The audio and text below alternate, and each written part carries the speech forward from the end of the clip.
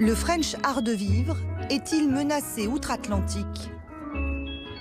Dans une liste dévoilée aux États-Unis, Washington menace de surtaxer tout un ensemble de produits emblématiques français.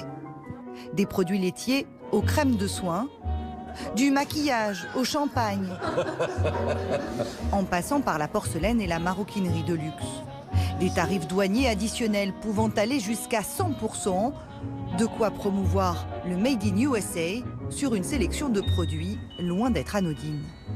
Ce que j'aime beaucoup dans le choix, c'est que les fromages, vous savez, les grands faussaires du fromage, ils sont au Wisconsin. Le Wisconsin vous fabrique tout, le gruyère, le parmesan, etc., etc. C'est l'État, en ce moment, qui est la pierre angulaire du dispositif électoral de Donald Trump. Il veut absolument le Wisconsin. Ah, donc c'est assez habile. Si le Roquefort est malheureux, et ma sympathie va du côté du Roquefort, c'est triste, mais le Wisconsin, en ce moment, se frotte les mains. Encore à l'état de menace, ces représailles pourraient peser sur l'équivalent de 2,4 milliards de dollars de produits tricolores si Paris ne renonce pas à sa taxe sur les entreprises du numérique, dites GAFA. So France is going to put a tax on. It was totally out of the blue. He just had the idea. Emmanuel had an idea. Let's tax those companies. Well, they're American companies. I'm not going to let people take advantage of American companies because if anyone's going to take advantage of the American companies, it's going to be us. It's not going to be France. Depuis l'été, la France est le premier pays à avoir adopté une loi visant à taxer ses Google, Facebook et autres Amazon à hauteur de 3% de leur chiffre d'affaires pour compenser le faible montant d'impôts versés par ces géants. Nous contestons le principe même de sanction, car ce n'est pas entre alliés la bonne politique et ce n'est pas la bonne voie à suivre.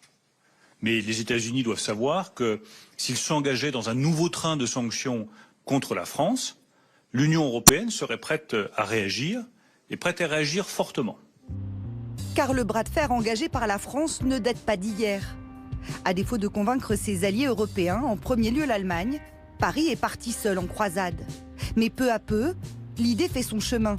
Et l'Union européenne veut embrayer le pas. L'Union européenne réagira d'une seule voix et restera unie. Nous travaillons en étroite coordination avec la France sur les prochaines étapes. Donald Trump, lui, a toujours été opposé à l'initiative. Au moment du vote au Parlement français, le président américain ne mâchait pas ses mots et fustigeait la bêtise de Macron. J'ai toujours dit que le vin américain était meilleur que le vin français.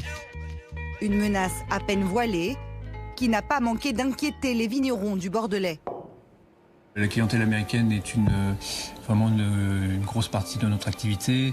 Envoyer des caisses de vin aux États-Unis est vraiment notre activité numéro 1. Ça impactera plus peut-être les vins peut-être un peu moins chers que les très haut de gamme. Je pense que de toute façon, ça dépend de la quantité de taxes, c'est toujours pareil.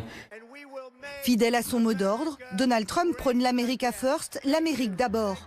Mais la France n'est pas en reste. Selon un récent sondage, 77% des Français se disent prêts à boycotter les produits américains pour protéger les vins tricolores.